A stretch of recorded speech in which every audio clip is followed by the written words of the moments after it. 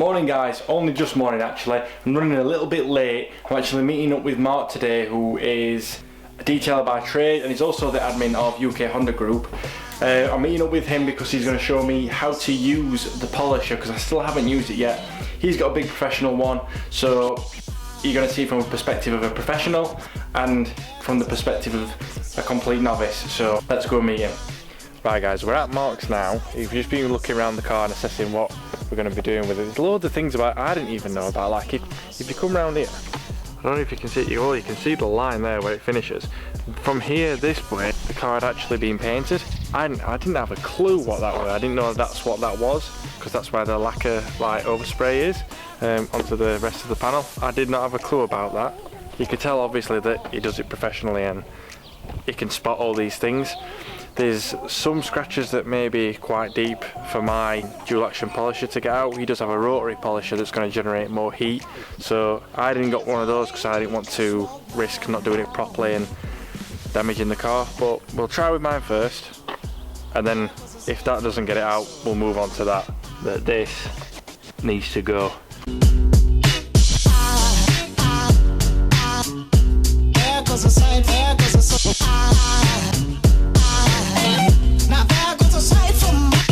Right guys, so I'm just going to explain a little bit more about what we're doing. So we've literally just done this one piece of this panel here using the Meguiar's Ultra Cut Compound. So that's the more aggressive compound polish that I've got to use with this. I've also got Meguiar's finishing polish as well, which we'll use after. You can get other ones like that are even more coarse than that, or ones for medium coarseness in between the two that I've got. But that's what we're going to be using first. I've never used this or this polish. Neither has Mark, so we're both kind of learning whilst we're going through it.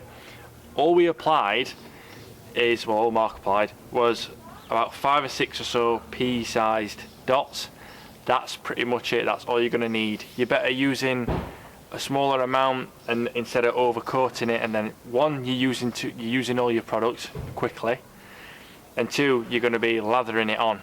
And you want to be able to get it to like a clear, not so much clear, like a translucent film by the time you've done with it. You were just saying as well, weren't you? Yeah. Don't use the handle. No. That comes with it. No. Have your palm pressure. Just makes it too bulky. And yeah. Plus you've got a better feel where the bolt of the buffer is. You've got a better feel through your palm to keep the pad flat. If you've got an handle, you could slightly put offset weight. Yes. Yeah. So your weight will be straight through the centre of the pad, through the bolt of the pad in the machine. Yeah, because obviously looking at the machine, the bolt's going to come straight through here and that's where your palm's going to be. So it's like direct contact to where it's going to be coming in contact with the panel itself. So just keep that in mind. We've been using just a bit of spray water just to, one, because the panel can be a bit hot, especially when it's sunny, so that's not ideal. And two, it just gives you a bit more lubrication, spray the pad a little bit. Yeah, it just makes it easier. So I'm pretty much doing from here back to here now, aren't I? Yeah, all the way down to the bottom. You can down run over.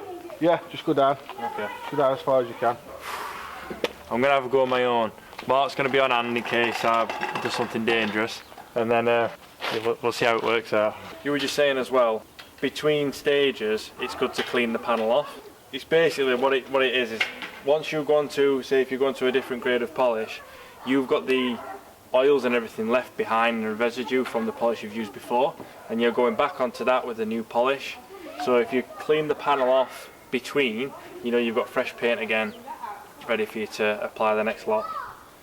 That's right, isn't it?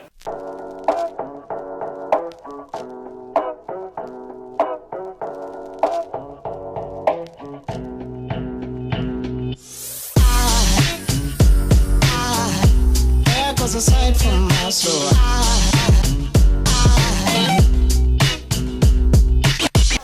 What a weird feeling. It is. You don't expect it to be so random. But the faster, the smoother, if that makes sense. Yeah. Smoother to work. It balances itself out. Yeah. Aside from my soul.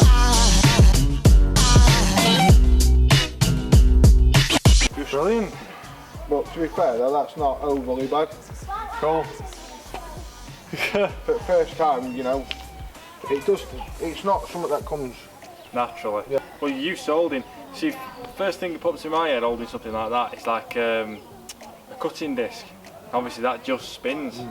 So then as soon as it starts, Yeah. it's different, isn't it? Yeah, oscillating. Right, we're actually just going to crack on with the rest of the car now with that grade and then go on to the next grade.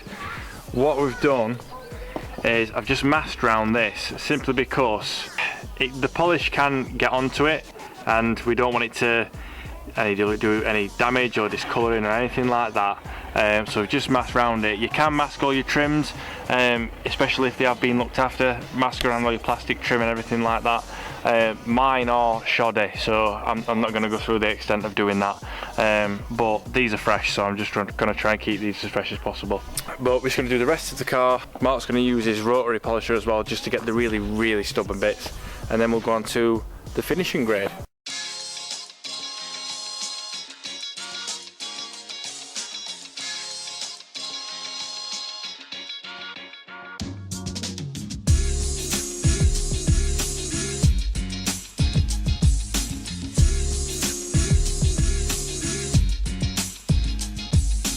Right, so all this side completely finished with the compound polish now. We've literally just done this front wing with the finishing polish and the softer pad, just to test see how it is.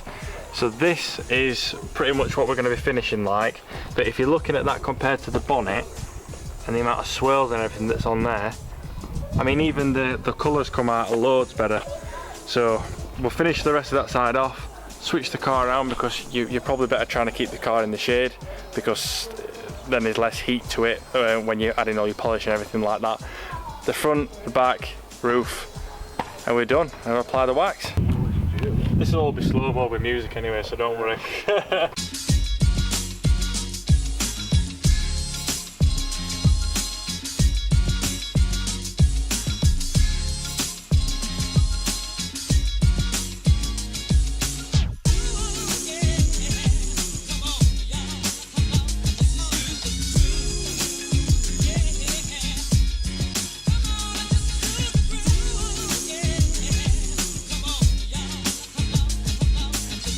Right, so all of the other side of the car's done, all the front, just finishing off this side with the machine polisher. I've just got the back left to do, but to save time, because we are in a little bit of a time crunch, Mark's on the other side applying the butter wet wax, the chemical guy stuff, with the new applicators, so he's popping that on.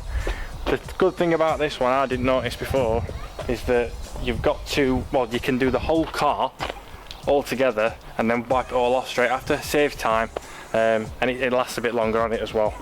So we'll crack on with that.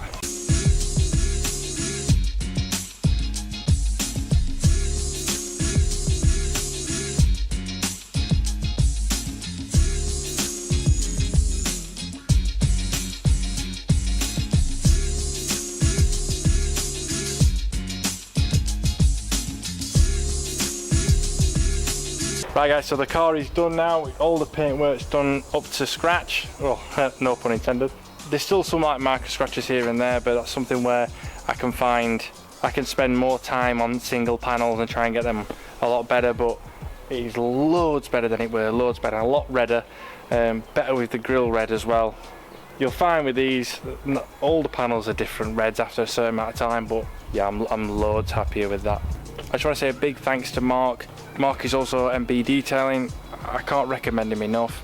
He's done an amazing job with this. Just some of the information that he's given me, things I wouldn't have even known or even knew about my own car. He knows it from top to bottom and he does it on the daily, so yeah, I would recommend him if you ever want that kind of work done to yours. Please like and subscribe if you did enjoy this video and click the little bell button so it reminds you when a new video comes on. And until next time guys, like I always say, enjoy the rest of your day. Bye.